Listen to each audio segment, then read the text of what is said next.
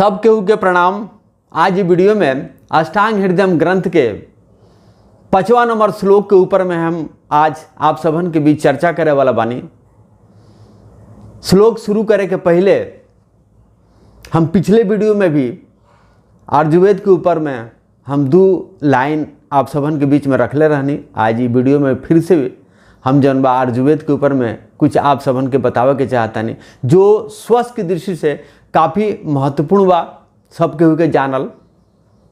आयुर्वेद सिर्फ दवा बताने की ही किताब या शास्त्र या ग्रंथ नहीं है, बल्कि आयुर्वेद जीवन का वह विज्ञान है जिसके द्वारा हम यह जान पाते हैं, यह सीख पाते हैं कि जीवन को कैसे सुखी और निरोगी बनाया जाए।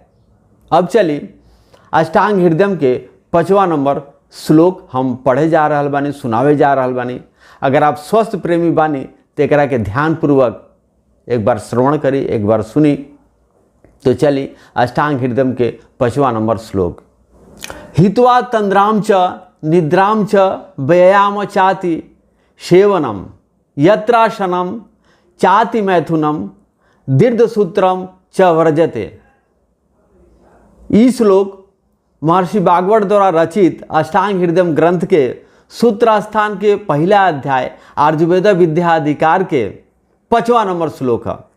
चलिए इस श्लोक के अब इस श्लोक में जितना संस्कृत शब्द के प्रयोग कल गई बा, सबसे पहले उस संस्कृत शब्द के हिंदी में शब्दार्थ जाने की कोशिश कल जाओ, ओकर अर्थ जाने की कोशिश कल जाओ।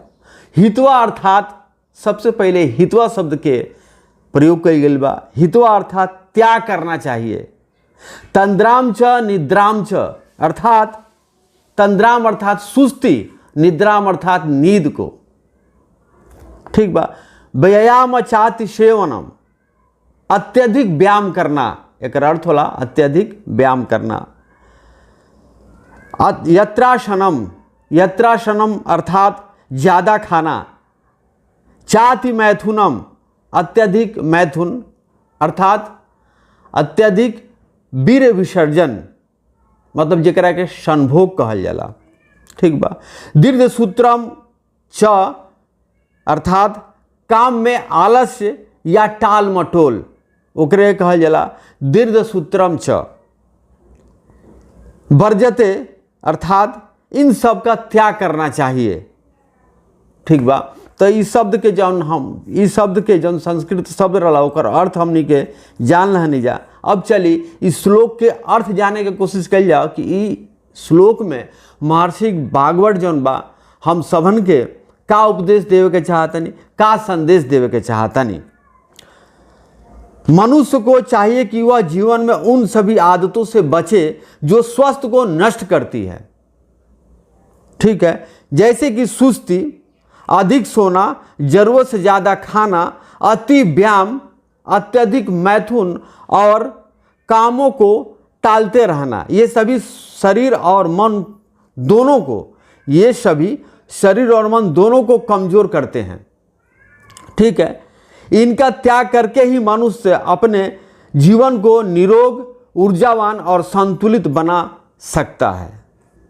तो सुस्ती, अधिक सोना, जरूरत से ज़्यादा भोजन करना, ज़्यादा व्यायाम करना, अत्यधिक वीर्य विसर्जन अर्थात अत्यधिक संभोग करना, सेक्स करना और कामों में टाल मटोल करना, ये स्वास्थ्य के लिए अहितकारी है। स्वास्थ्य को ये आदतें जो है क्षति पहुंचाती हैं, तो इनका परित्याग करना चाहिए। अब एक के और जौन बा गहरा तरीका से एक बार थोड़ा और एक के डीपली समझे की कोशिश कल जाओ। यह श्लोक बताता है कि संयम ही स्वास्थ्य का मूल आधार है। संयम अर्थात नियंत्रण, रोक, बैलेंस, जेकरा कहल जाला अति सर्वते वर्जते। तो एकरा के रोक लगावे के बा, नियंत्रण रखे के बा, जरूरी थी सब बा, ठीक बा। नींद भी जरूरी बा, व्यायाम भी जरूरी बा, खाना भी जरूरी बा, संभोग भी जरूरी बा और काम कैल भी जरूरी बा। लेकिन एमे जौन बातन बैलेंस बनावे के बा, नियंत्रण रखे के बा। अब चलिए, नींद और तंद्राम, मतलब नींद और तंद्राम। आराम तो जरूरी है, नींद के मतलब होला कि रोज आराम कर रहा बानी, तंद्राम मतलब कि सुस्ती, ठीक बा। तो ओकरा विषय में कहे के चाहतन कि आराम तो जरूरी है, नींद जरूरी है, लेकिन आलस विनाशकारी है।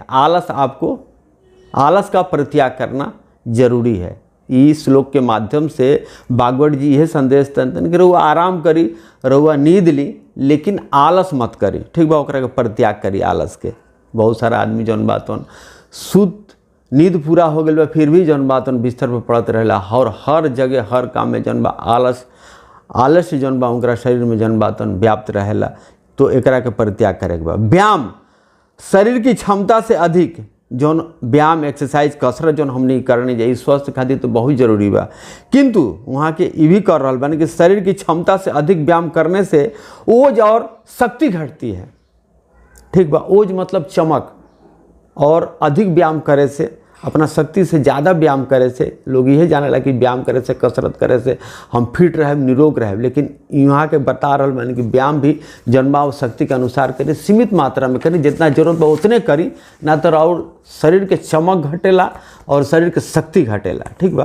तो एकरा पर भी नियंत्रण राउर कईल जरूरी बा। अत्रासनम, माने हम कहनी कि अत्रासनम का अर्थ होला ज़्यादा भोजन करना। भूख से अधिक भोजन करने से अग्नि जो है पाचन शक्ति मंद पड़ जाती है। तो एकरो ऊपर में भी लगाम लगावल जरूरी बा, नियंत्रण रखल जरूरी बा कि भूख के अनुरूप ही जौन बातन रुआ भोजन करे के बा। अति मैथुनम मतलब बीर्ज विसर्जन, संभोग, सेक्स जौन बा जरूरी बा, किंतु एकरो पर नियंत्रण रखे के बा। वीर और ओज का क्षय करता है। वीर जो है ओज को क्षय करता है, जिससे रोग जल्दी घिरती है। रुआ ज़्यादा वीर विसर्जन करे, संभोग करे तो शरीर के चमक घटेला, ओज घटेला, और शरीर जौन बा रोग ग्रसित होला, रोग घेरेला शरीर के। तो एकरो पर नियंत्रण जरूरी बा।